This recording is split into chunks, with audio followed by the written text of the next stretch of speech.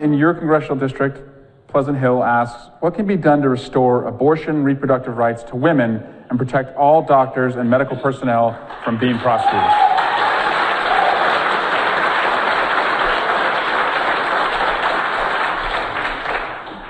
Again, elections matter, and we have to win elections, and then we have to get judges who respect precedent and the rule of law.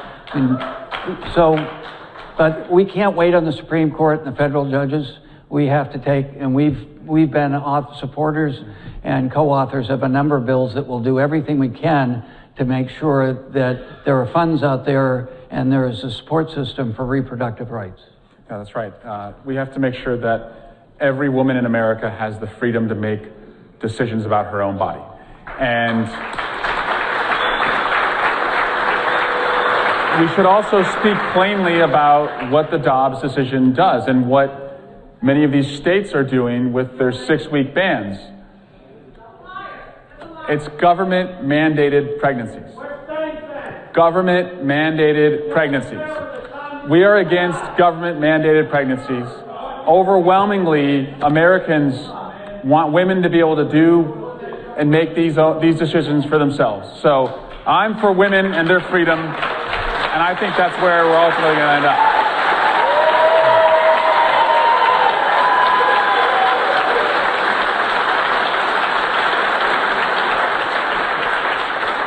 Just one other comment on that.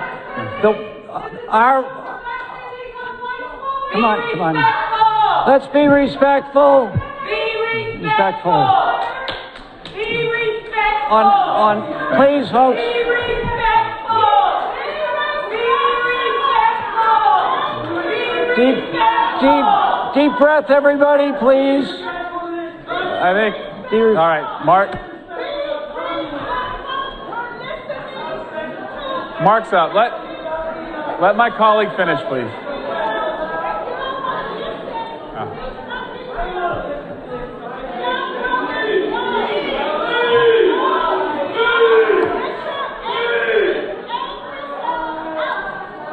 I'm gonna ask Mark. Mark was speaking. Folks, we value freedom, also the freedom to leave. All right.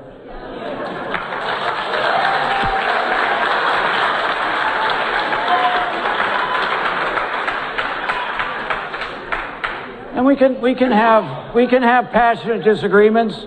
Neither one of us expects everybody in this room or this country to agree with us on this issue or others, but we've got to be respectful, folks.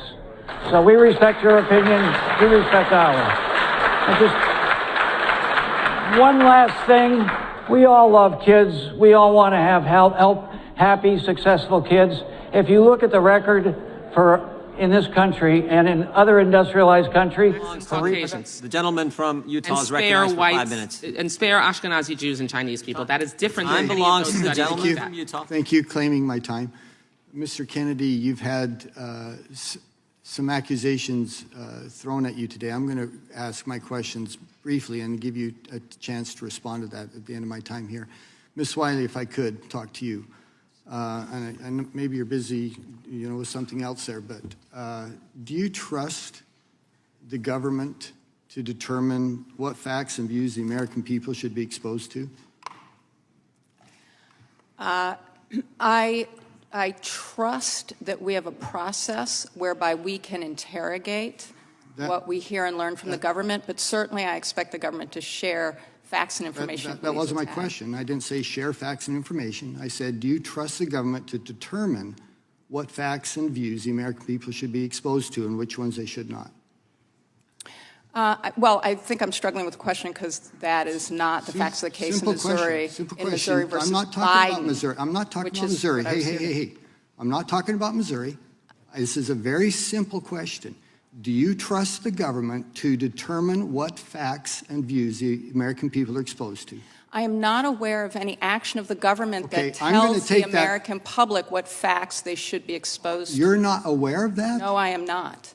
Oh my gosh, where have you lived for the last 3 years? In the United States of America. Let me ask you, China suppresses free speech. Is that a good thing? No, of course not. Iran, mullahs there suppress free speech. Is that a good thing? No, of course. Vladimir Putin suppresses. Is that a good thing? No, we all So agree can we should not agree suppress then? free We speech. agree then that the government leaders should not suppress free speech. Do we agree with that? That's a different question.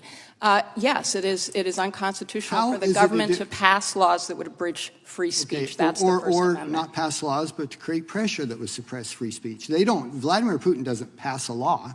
Yes. He exerts his force and influence to suppress free speech. Yes, the case law says that the government cannot coerce private entities. And we agree that's a bad idea, don't we? Yes, and I would absolutely agree when We Donald agree Trump, then the government when Donald shouldn't- Trump threatened social media companies with federal regulation shutdown, that was coercion. That's not my question. Oh, I know, but I think it was consistent to show that we Here's agree. my question for you. We agree the government shouldn't be responsible for restricting views that the American people are exposed to. We agree on that, right? You wouldn't answer it at first, but it's clear that you do agree with that. That's a different question. Okay, so to my question, do you agree with it or not? I agree that the government should not violate our Constitution. Do you agree with my question? Your question is Should the government whether or not determine, the this is so simple. No, it is not so simple. No, I'm going to ask it one time, and it is so simple. A seventh grader could understand this question. Should the government be responsible for the views and the facts that the American people are exposed to? The problem I have is that I don't know I'm of any facts in which the government tells us I'm what going to to say that believe. you're unable to answer a question, which for me is fairly shocking as an American citizen. Let me ask you now then, having concluded that you're unaware of suppression of free speech in the last several years, what about, for That's example, not actually what I said, but thank you. do you think it was appropriate for the FBI to pressure private companies to censor and take down posts that the government disagreed with? Was that appropriate? I'll give you an example that you were unaware of. I'm glad you're aware of it now. Was that appropriate for the government to do that? Sir, the only thing that is appropriate for the government to do is what it is lawfully allowed to do both under the Constitution and the laws of this country. Which is?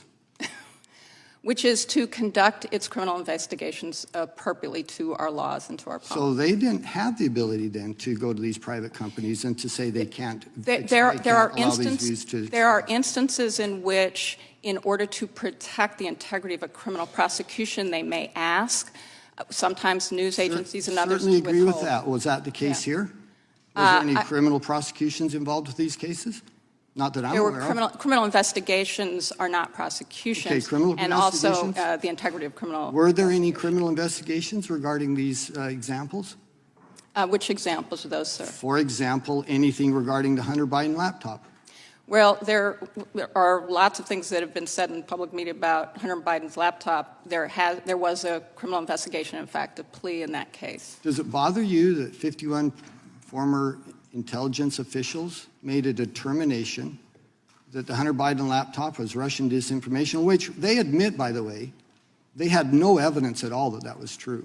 Zero evidence that that was true. Does that bother you they did that? What bothers me tremendously is that while there are a lot of things we should be talking about with regard to whether or not the government at times exceeds its authority, that includes whether or not government exceeds its authority when it tries to censor or interfere with research or research institutions, where any White House official, such as Donald Trump, actually threatens the full power of the federal government, including the threat. Well, Joe Biden is making life worse for American families. When you ask people, is your life better or worse under the Biden policies, only 1 in 5 people say that it's actually made life better. More than 2.5 times as many people said the Biden policies have made their life worse. So the Democrats are completely out of touch with the American people. Clearly, every weekend at home, I continue to hear about the high prices, and Joe Biden is the president of high prices. And you think with such a bad report card, the president would let up a little, but he didn't. This past week, he accelerated his attacks on affordable American energy. Look, prices are up 16% since he's taken over. People need some relief.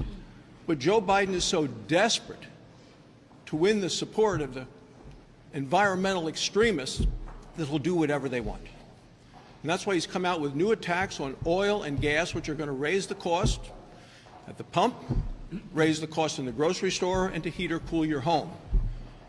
And these attacks are so bad that they're going to force a number of oil and gas workers to lose their job, and that could be tens of thousands. And for my home state of Wyoming, we are America's energy breadbasket. It's going to be especially devastating. You know, I often wonder if these elitists from the coast have any clue and an understanding of where their energy comes from and where their food comes from. My former colleague Mike Enzi used to always talk about a book called The Hidden America. It was from coal miners to cowboys, the unseen Americans who really make this country work. And Joe Biden could learn a lot from reading the book